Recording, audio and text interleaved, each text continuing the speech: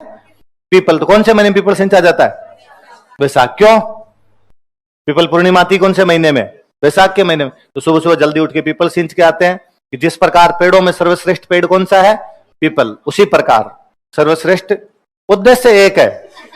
लड़कियों का अपने लक्ष्य से ध्यान नहीं भटकता कभी, एकदम उस उद्देश्य में रहते हैं। तो मेरे एक फ्रेंड है, वो हंसते रहते हैं। उनके पापा फौजी साहब है। फौज साहब एक बार छुट्टी आए हुए, मेरे फ्रेंड गांव में किसी से लड़ाई वड़ाई करके आ गए कोई, तो उनके पापा ने धमकाया कि लड़ाइयां करता है, ओड़ में आते रहते हैं तेरे। ओड़ में समझते हो? ओड़ में आते रहते हैं तेरे।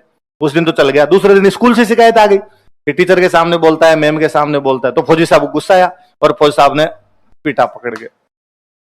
बच्चा रोए तो मेरे फ्रेंड वो रोने लग गए। तो बाद में फौजी साहब ने खुद ही छोड़ दिया और फौजी साहब छोड़ के आगे, तेरे लिए भी कोई पीपल पूजती होगी, उस बापड़ी को क्या पता आगे आंकड़ा है।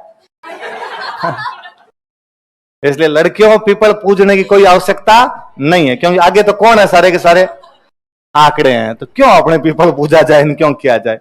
एक मैं और रोचक बात बताता हूं।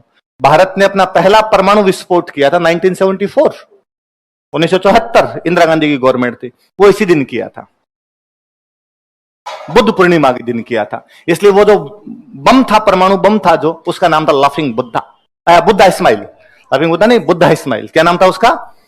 लिखना नहीं है, यूं याद रख लो। बुद्ध मुस्कुरा रहे हैं बुद्ध पूर्णिमा के दिन। पर मुझे कई बार लगता है कि एक बंदा, भगवान बुद्ध को हम किस लिए याद करते हैं? अहिंसा। किस लिए याद करते हैं? अहिंसा। मोदी जी बाहर जाके भाषण देते हैं कि भारत ने दुनिया को युद्ध नहीं, बुद्ध दिया है। हमने दुनिया को युद्ध नहीं दिया, हमने किसी पर आक्रमण नहीं किया, हमने शांति का पाठ पढ़ा, अहिंसा का पाठ पढ़ा है। हमने दुनिया को युद्ध नहीं, हमने दुनिया को बुद्ध दिया है। मगर वो बुद्ध जो अपनी तमाम जिंदगी नॉन वायलेंस, अहिंसा अहिंसा करते रहे, वो बुद्ध जिनके नाम से, जिनकी बातों को सुनकर खूब सारे राजाओं ने युद्ध छोड़ दिए थे, वो बुद्ध जिनके धर्म को अपनाकर अशोक जैसा महान राजा युद्ध छोड़ देता है, उस बुद्ध के बर्थडे पर हमने बम फोड़ा। और हमने कहा था उस दिन, एपीजे अब्दुल कलाम साहब का डायलॉग है कि परमाणु बम शांति का हथियार है। परमाणु बम किसका हथियार है? Weapon of peace. कि यदि हमारे पास परमाणु है तो बाकी वाले लोग शांत रहेंगे, वरना चलता कुछ नहीं करेगा कोई ना कोई। इसलिए परमाणु रहना बेहद जरूरी है। रिचर्ड निक्सन उस समय अमेरिका के राष्ट्रपति हुआ करते थे। उस घटना से थोड़े दिन पहले इंदिरा गांधी अमेरिकी राष्ट्रपति से मिलने के लिए गए थे। रिचर्ड निक्सन ने 45 मिनट तक वेट करवाया था, मिला नहीं था वो। तो उसको लगता है भारत जैसे देश की क्या तो औकात है जो मैं मिलूं इनसे। फिर उस समय उनका झुकाव थोड़ा सा पाकिस्तान की तरफ भी हुआ करता था, उसने मुलाकात नहीं की थी। जैसे इधर पता चला कि भारत ने विस्फोट कर दिया, पूरी दुनिया को पता चला, रिचर्ड निक्सन ने कहा अभी के अभी लाइन पे लिया जाए, इंडिया वालों से मेरी फोन पे बात कराओ, इंदिरा गांधी को फोन पे बात करवाई जाए। उधर अमेरिका से फोन आया, जो बंदा फोन अटेंड कर रहा था लाइन पे था, उसके यूं दूजनी छुट गई। उसको लगा अमेरिका के राष्ट्रपति का है, वो भाग के इंदिरा गांधी के पास गया। उसने मैडम वो फोन आया अमेरिका के राष्ट्रपति, बात करना है।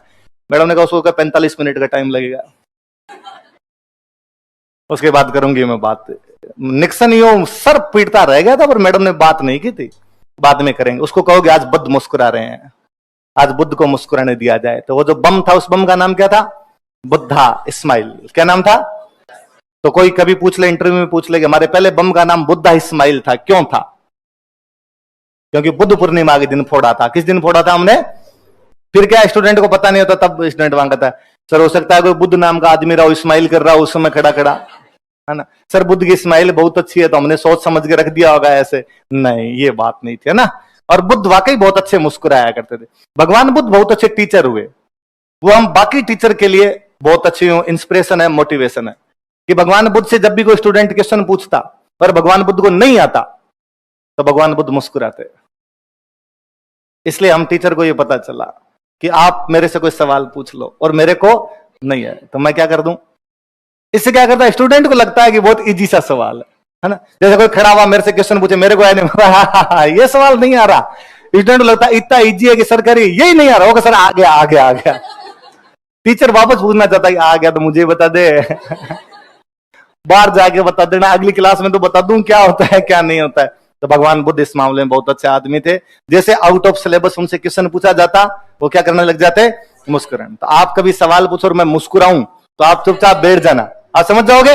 ये नहीं बेइज्जती करने लग जाओ, अब तो बता, आज बता, चुपचाप बैठ जाना। ये थोड़ी इज्जत होनी चाहिए ना मास्टर की, केवल 5 सितंबर के दिन थोड़ी होती है, बाकी दिन भी तो होनी